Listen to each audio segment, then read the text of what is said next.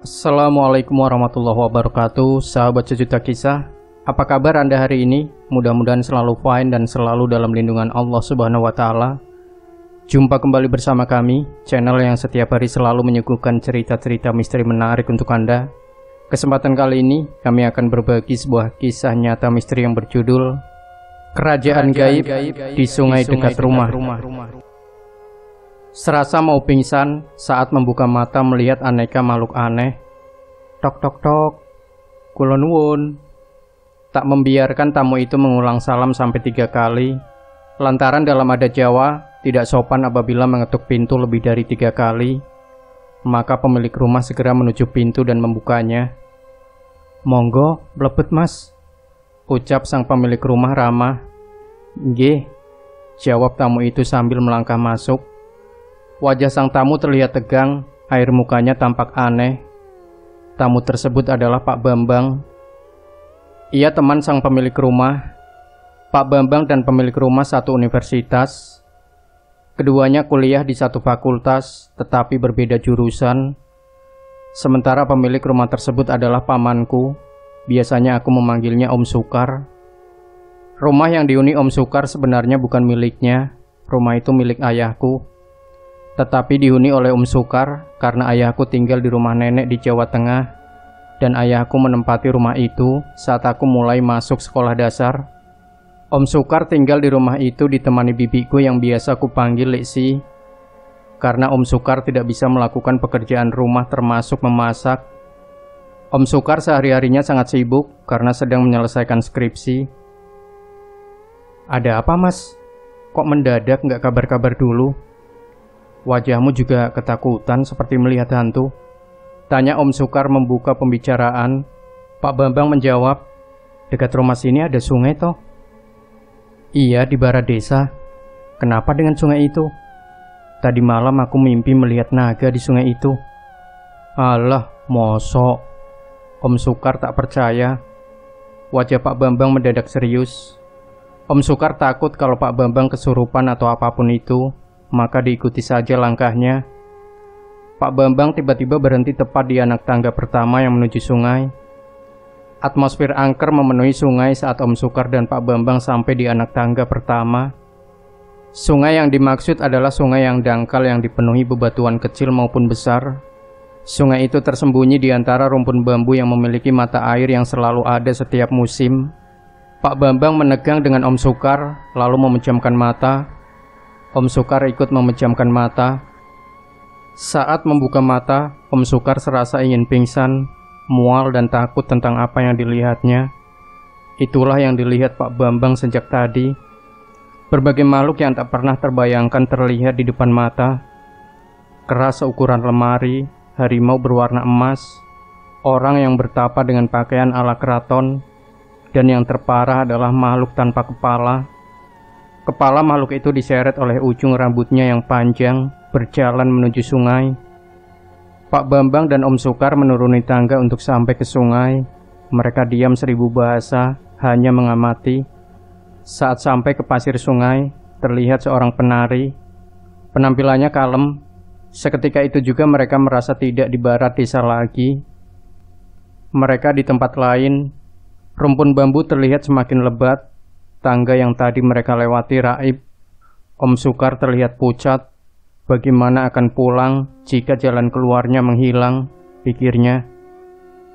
Pak Bambang pun memutuskan bertanya pada seorang yang bertapa dengan pakaian ala keraton. Seolah tahu apa yang ingin Pak Bambang tanyakan. Pertapa itu hanya menunjuk arah utara pohon beringin. Mereka berpikir makhluk yang kepalanya diseret tadi adalah yang paling menakutkan. Tapi mereka hanyalah berpikir. Tepat saat mereka menoleh ke utara, jantung Om Sukar serasa copot. Sementara Pak Bambang hanya diam. Ekspresi wajahnya menunjukkan bahwa ia mengatakan sudah biasa. Pak Bambang memang memiliki kemampuan spesial, kemampuan yang disebut orang indera keenam. Sejak kecil, ia sudah terbiasa melihat hal-hal yang tidak bisa dilihat orang biasa, seperti kemampuan orang yang belakangan ini selalu muncul di televisi, membaca masa lalu, masa depan, dan apa yang dialami orang lain.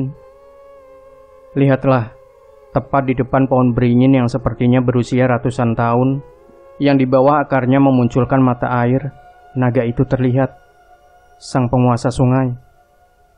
Naga itu berukuran besar, panjangnya sekitar 10 meter, ia bersisik merah.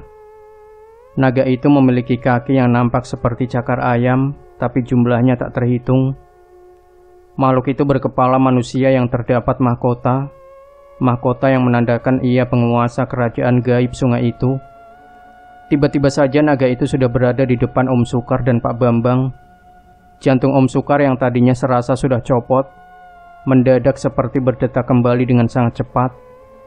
Berdesis tajam dan menusuk, itulah sensasi yang dirasakan ketika melihat mata sang naga. Nyuwun ngapunten, kulo kalian rencang kulo namung badhe nderek langkung. Mohon maaf, saya dan teman saya hanya ingin numpang lewat, kata Pak Bambang tanpa rasa takut. Sebagai balasan, sang naga hanya berbalik meninggalkan Om Sukar dan Pak Bambang kembali menuju pohon beringin. Sepertinya pohon beringin itulah singgasananya. Langkah kakinya yang mirip cakar ayam membuat air sungai berkecipak. Ekornya yang seperti ekor lele bergerak anggun ke kanan dan kiri. Naga itu lalu terbang mengelilingi pohon beringin sebanyak 7 kali, lalu menghilang. Anak tangga yang dilewati Pak Bambang dan Om Sukar tadi tiba-tiba muncul kembali. Begitu pula suasana sekitar. Rumpun bambu tidak selebat tadi. Saat sampai di rumah, Leksi sudah pulang dari sekolahnya. Ia heran dengan wajah Om Sukar yang kusut bin kisut. Om Sukar segera menuju ke dapur, mengambil segelas air putih besar, dan langsung meminumnya dalam sekali teguk. Si. Om Sukar berkata terbata-bata. Sisa kengerian di sungai tadi masih belum menghilang. Ambilkan camilan, katanya dengan terbata lagi. Om Sukar kembali ke ruang tamu. Ia duduk di sofa dengan Pak Bambang. Monggo. Sekarang kamu tahu toh? Pak Bambang bertanya dengan senyuman lebar. Om Sukar hanya menjawab dengan anggukan. Pak Bambang pun memakan makanan yang disuguhkan Leksi. Aku pamit yo. Om Sukar mengangguk lagi. Sebelum pulang, Pak Bambang kembali memegang tangan Om Sukar. Yang dibuka harus ditutup. Kalau tidak ditutup, dia bisa datang lagi untuk menghadiri pemakaman Om Sukar. Om Sukar merasa sedikit lega, hanya sedikit, namun ia sudah dapat berbicara. Tadi kamu datang, kamu yang pusing. Sekarang gantian aku yang pusing, Om Sukar berkata di depan pintu.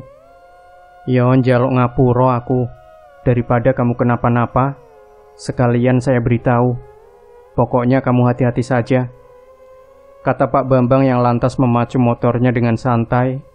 Lega sudah. 7 hari setelah hari itu, Om Sukar gemetar ketakutan. Ia mencari ponsel nomor kontak Pak Bambang.